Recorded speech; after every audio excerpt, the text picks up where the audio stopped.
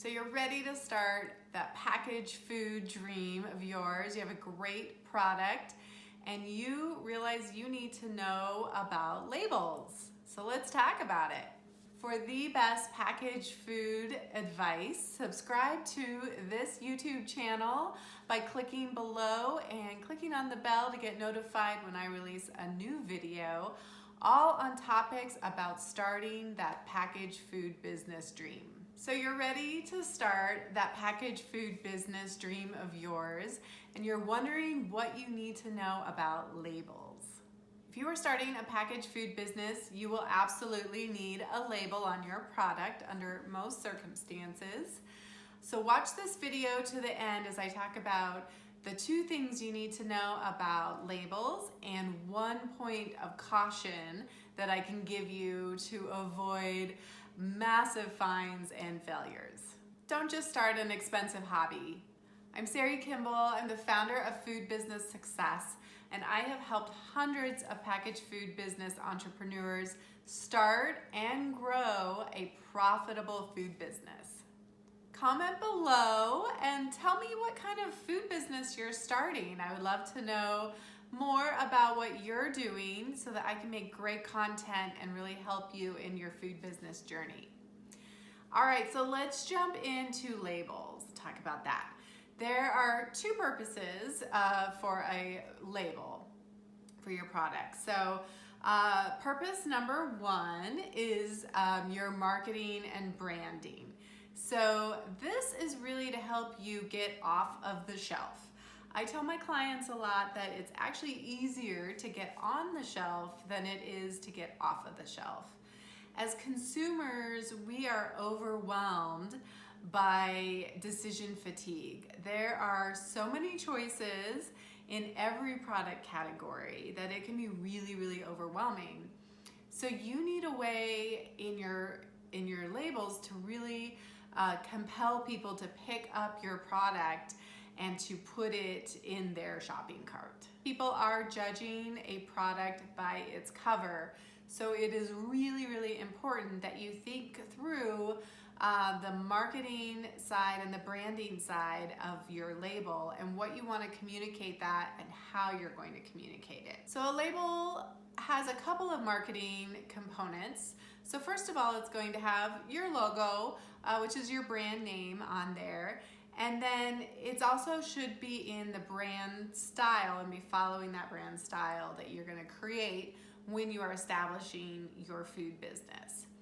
The other part that you want to include on your label is what we call differentiation, or you might hear unique selling position, that sometimes abbreviated as USP.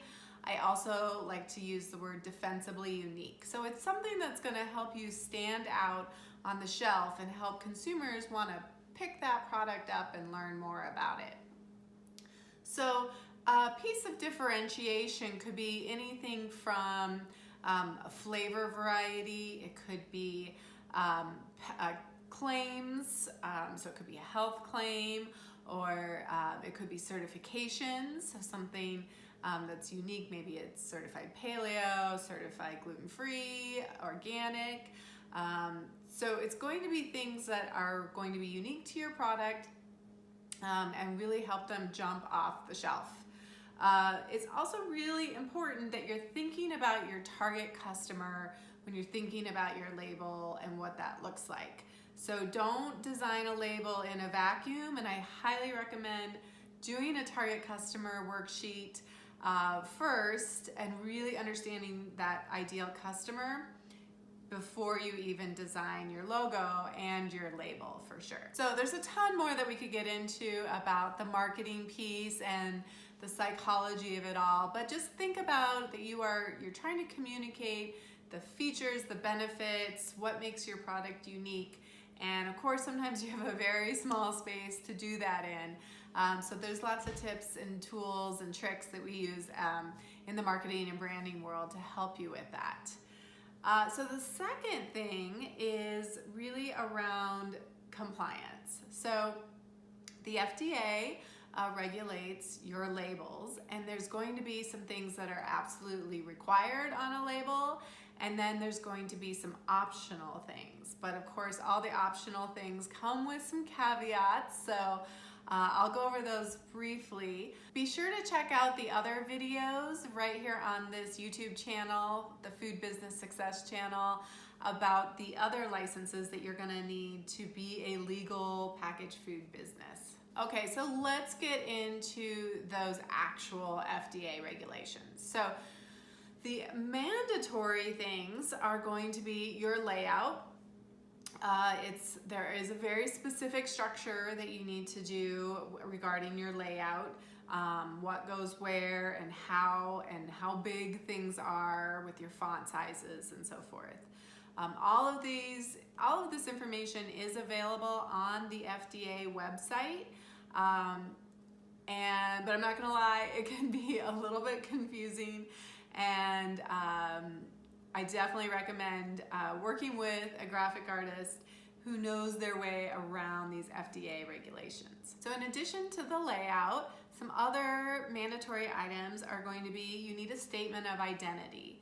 So this is something that every consumer would understand what this product is. So it could be tomato soup, it could be a sparkling beverage, but even if you have a very fanciful name, you're using something made up, you need to communicate to the consumer exactly what this product is in plain English. So a statement of identity is required. You also need to have your net weight or the fluid ounces, and the weight you are going to express in both ounces and grams. And do remember that you need to take out the weight of the package itself. It's the net weight, not the gross weight. Or if it's a liquid, you're going to use fluid ounces and milliliters. So the statement of identity and the net quantity of ingredients. And then also required is your ingredients, and these are listed from highest volume used of the ingredient to the least. So you want to go in order of how much of the ingredients that are in that recipe. So it might be, if it's cookies, flour might be the very first ingredient on there. You also need to be sure you list any sub-ingredients. So like vanilla actually has sub-ingredients. And there are certain ways that you want to express this. So that's again in that FDA overview. So ingredients, and then you also need to list allergens. So there are top 8 allergens that you absolutely have to list on there, that under the ingredients that says contains, and if it contains any of those allergens, those need to be listed on there.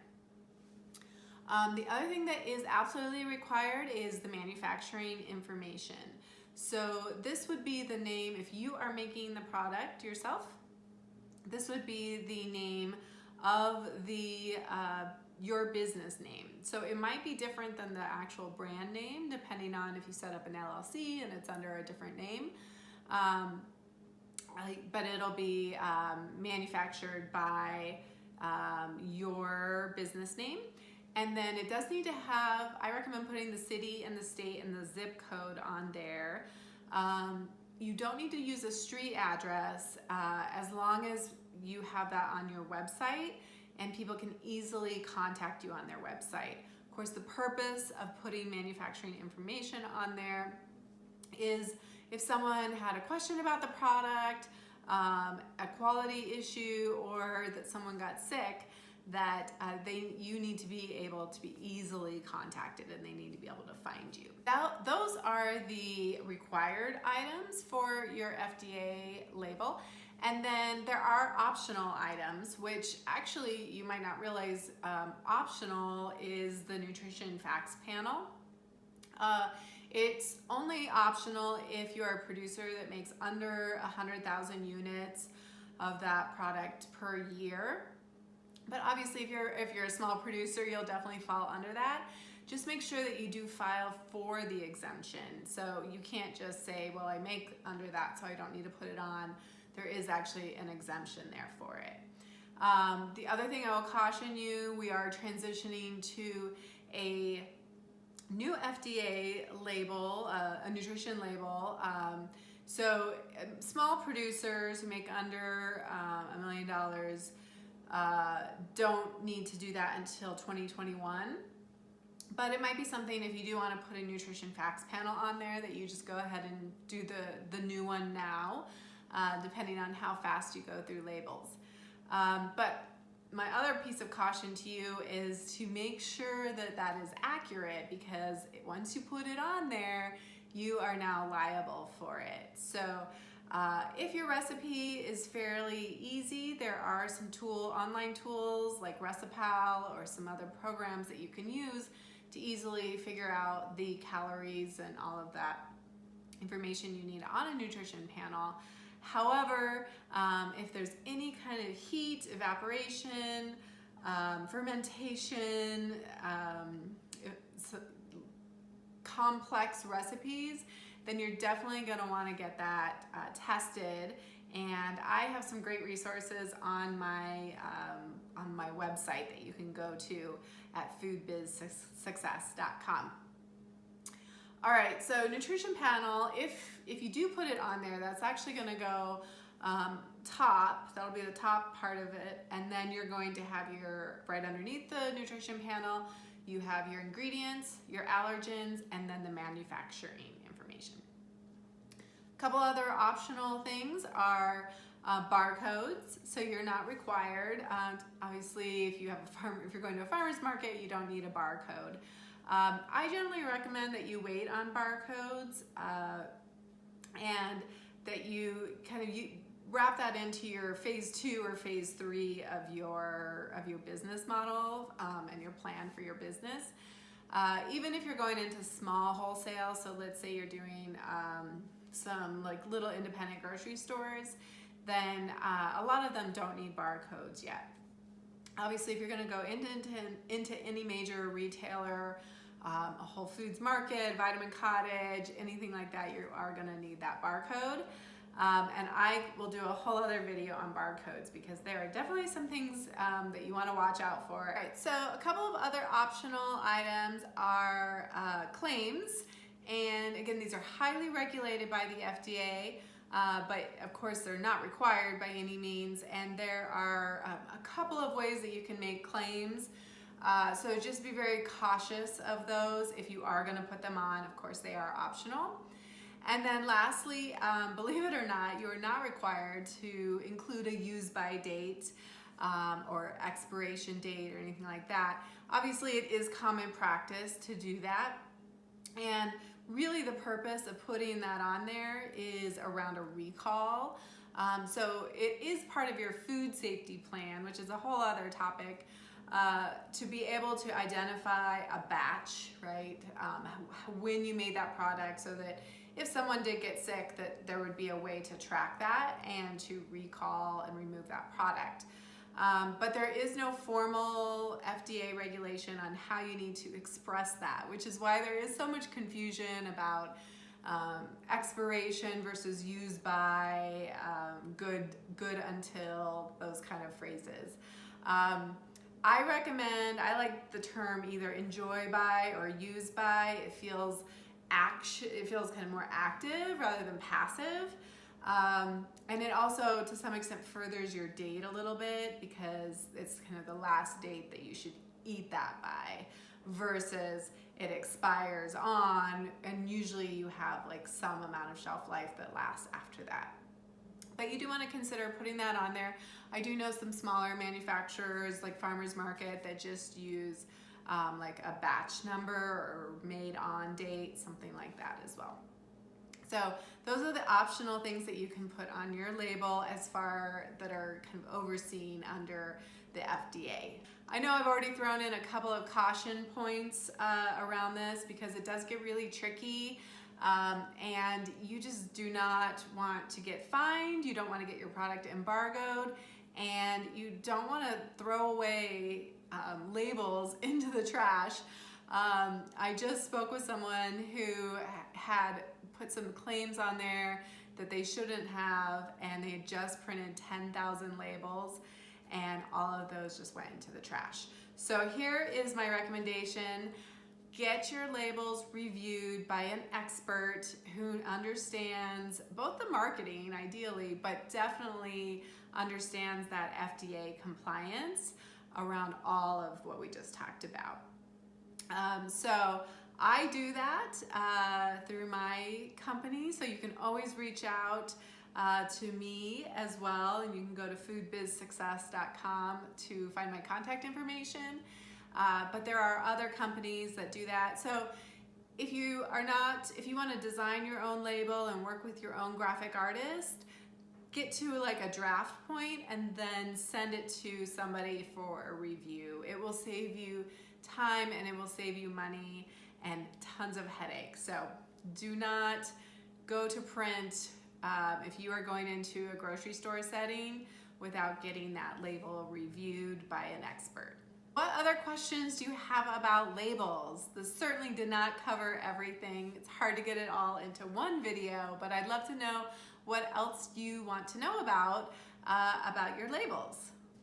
Are you ready to start that food business? I hope so, but if you are, I highly encourage you to get my business startup checklist.